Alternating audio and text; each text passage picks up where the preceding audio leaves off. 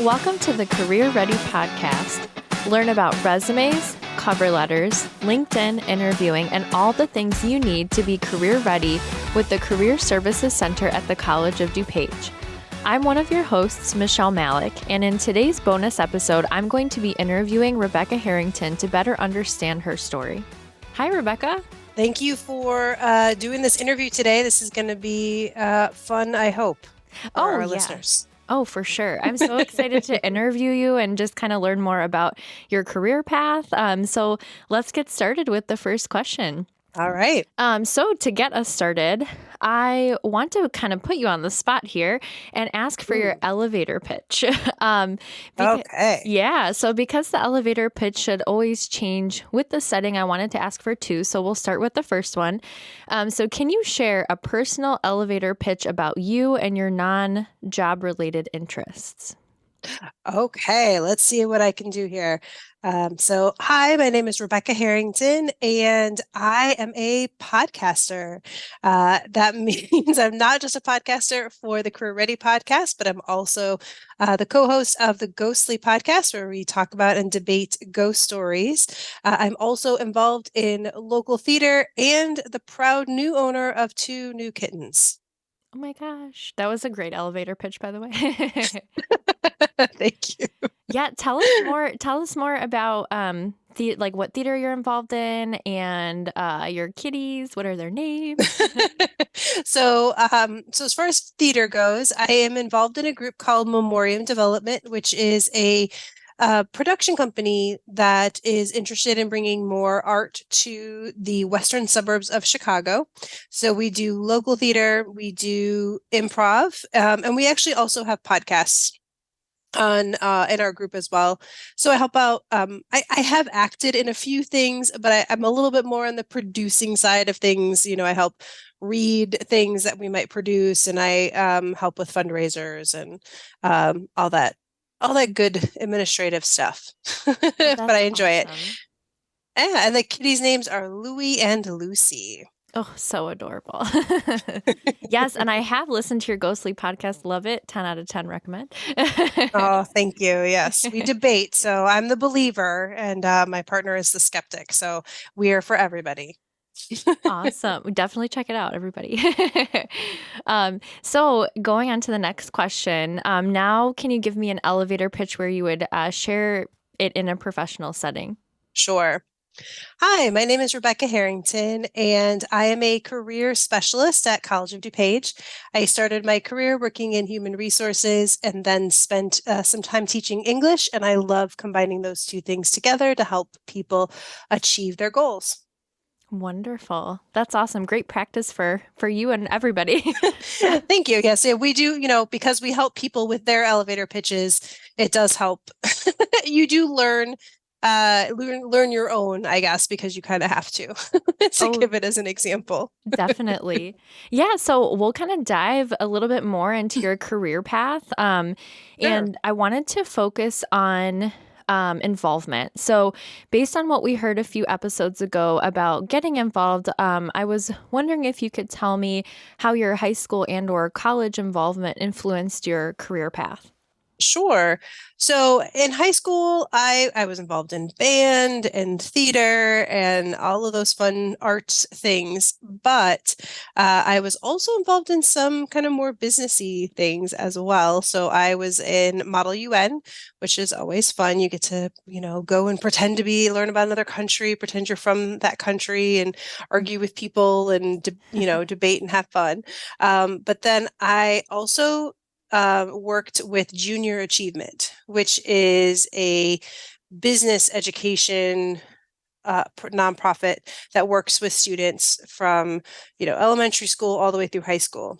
I think they may have come and presented to us when we were in middle school, but I joined in high school. And basically, at the high school level, you work with a local business and create your own small business for the year. So you create a product, you make the product, you sell the product, and it was a really great learning experience for me. I actually from the beginning I became an officer for the company for human resources. So that basically was like, oh, I love this. Like, this is great. This is what I want to do. So, so that's kind of what I decided. And I actually ended up getting a scholarship through them. And then when I went to college, I actually still did volunteer work for junior achievement. And really, it just kind of launched me into choosing HR, basically. While I was in college, I will say, I was not as involved as I should have been. I wish I had been more involved in groups, because I think I would have maybe learned more. I would have gotten exposure to other people, other career paths, and I really just kind of picked something and was like, "That's it," and then went with it, without really doing maybe more research or other things that I could have done if I had been more involved, I think. Yeah, it's just I'll talk about a little bit about this in my own interview too. But yeah, getting involved, I didn't get involved as much either as I would have liked to. So sometimes it's just hard. You know what I mean? Right. Yes, it is. And I don't know, I was so focused on my studies and having fun and all Right. of that it's easy to not, but it really, I know now it would have been very beneficial. But I'm really glad though that you were able to get that experience with HR early on. And I think, we'll kind of dive into it a little bit more, but I think that's a big part of your story too. So It is. And it awesome. was a lot of fun. I enjoyed, being involved with the organization. I Hmm. definitely believe in what they do, all of that. Awesome. So the next question I have for you is, can you tell us a little bit more about your educational background? Sure. So I had decided, right, that I was going to be in HR. So that's what I studied. I went to undergrad at DePaul University for management, or they call it a Bachelor of Science in Commerce, and that instead of business, and but then with a focus in management and specifically human resources. So that is what I studied, and I know we're going to walk through Hmm. more probably later, but I did eventually go back to school to grad school, and I actually got my master's in education as well as English literature. So I have Wonderful. two masters. That's awesome. How was it going back for a second master's? It was actually going back for the first master's was worse. Was Like it? it was so hard because I had worked in HR for, I don't know, maybe 10 years at that point, maybe 9 years, something like that. And I had realized, okay, this isn't the path for me. Hmm. So I should look into something else. And I was doing that research. And once I realized, okay, for what I want to do, I need to go back to school. It probably took me at least a year, if not more, to apply to grad school and actually go back, because I just mentally was like, oh no, I'm gonna have to read again. Oh God. It's it's so, I just mentally wasn't there. But then once I did it, I enjoyed it and it was fun. And so then I actually didn't have to take that many more classes to get my second master's. It was really Hmm. just kind of an add-on. And so that wasn't as hard because I didn't have to go back for as long, and it hadn't been that long since I had done my first one. So Right. easier to convince myself. Right. You kind of get into the groove of it, right? Right, exactly. I can definitely relate because doing my master's degree too, that reading was brutal. So I don't blame you. Yes. Yes. I always call it the reading like monkey on your back, where it's like Hmm. every time this was in an undergrad too, it was like every time you're doing something in your back of your mind, it's always there saying, I should really be reading right now. I Right. should really be reading right now. It doesn't mean that I did. It just means that I knew that I should have been. Right. So, from your educational background, let's now talk about your career path. So, can you kind of walk us through that career path? Was it traditional? Was it unexpected? What would you say?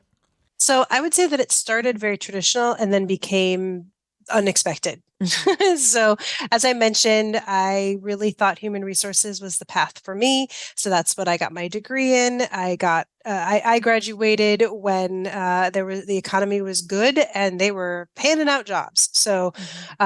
at that point, so it was pretty easy for me to find work, and I enjoyed it well enough. I actually started off in recruiting, but then I moved into training, which I really enjoyed. Obviously, that I ended up as I mentioned earlier, I ended up going into teaching, and I really do enjoy teaching. So being a trainer was nice. But when you're in training, it's a lot of travel. It's very repetitive. So after a few years, I was kind of, getting a little burnt out. So I went back into regular HR and worked as what they call an HRIS manager, which is working with the IT for HR. And I really didn't talk to people. It's a lot of on your computer, which after training, I was kind of okay with for a while. But anyways, I just realized I just wasn't happy, or as happy as I thought I could be. And part of that is I wanted to have my career be something where I was giving back a bit more than I was working in corporate. So not that you're not giving, to people working in HR, but I wanted more. So I took a lot of assessments, which is something that we do with the people all the time in our department. So I, answered questions, and I did all sorts of, just things to find out my abilities and my interests and all of those things. And basically every single thing said I should be a teacher, which I had kind of always had that in my mind too. So that's why I went back to school to be an English teacher. Unfortunately, when I graduated with my master's in teaching English, that was not a good time in the economy, and very few places were hiring. So it became a little bit more difficult to find a teaching job. So it took me a while to kind of settle in to teaching, longer than it had with HR. But I did find my place. I had to kind of cobble together some part-time work to make it happen. But it did, and I really enjoyed it. But just like with anything I've realized with me is I like change. So after a while, I start to get restless. And so I've realized, and I hope our listeners, some of them will relate to this, and maybe, start to feel okay with it, as I've realized I am not the kind of person who's going to do the same thing for the rest of my life. Right. Or be in one career. I like change. So I started looking around for other opportunities. I had started working at community colleges with my teaching, and I loved it. So, that's partly why I went back to get my second master's, just so I could teach at the community college level. And I found this job in career services, and I was very excited, because to me, it really does bring together the HR background, which I had still kind of continued working as consulting and things like that in HR, even all through my teaching. But to bring the HR together with writing and communicating, which is something that I taught as an English teacher, was very exciting. And what I like about this job, as again, a person who easily gets bored, is that we do so many different things. Like, no day is the same. Yes, we meet with people, but we're also presenting. So I still get the teaching component. And, we do special projects and special events all the time. So it's like, and our department is so good at collaboration, where it's, if you have an idea for something you want to try, it's go for it. What can we do to help you with it? And I really love that. So far, I have been, my interest is still here, and I love it. I love helping people, and I love all the different things we get to do as part of our job. I love that. Yeah. And everything connects, like you said, and you can use all of your skills in these different positions, and you're transferring those skills. Like we talked about transferable skills a while back. So it's all interesting to hear how it connects. So I love that. Yeah, it was definitely a big jump. And I had to work really hard on my resume, applying for the career services position, to try and figure out, how do I convey to these people, these people that are looking at my resume, that I have the skills for this thing that I've never done, but I feel like I do, based on the work that I've done. Yeah. And I kind of was also wondering, you answered it a little bit, but I was curious about how it felt to be a career changer. It sounds like you're pretty comfortable with it, but I just wanted to kind of get your perspective, because I know sometimes when individuals are career changers, they can kind of be nervous to go into like a different field. So I was just wondering how you felt about that. Thank you for asking that. I think that's really important to talk about. It was very nerve-wracking. Like I said, it took me years to go through the thought process of switching from Mm. working in this field that I had worked so hard to get into, that I was doing well in. I was going up. I mean, if I worked in that, I mean, I would, it's a it would have been a straight career path, very easy. And I know this is something that comes up with people we talk to too, is family. Mhm. My family was very confused. My family was very confused. Why are you changing? What's the problem? There's nothing wrong with the career you're doing. You're doing well.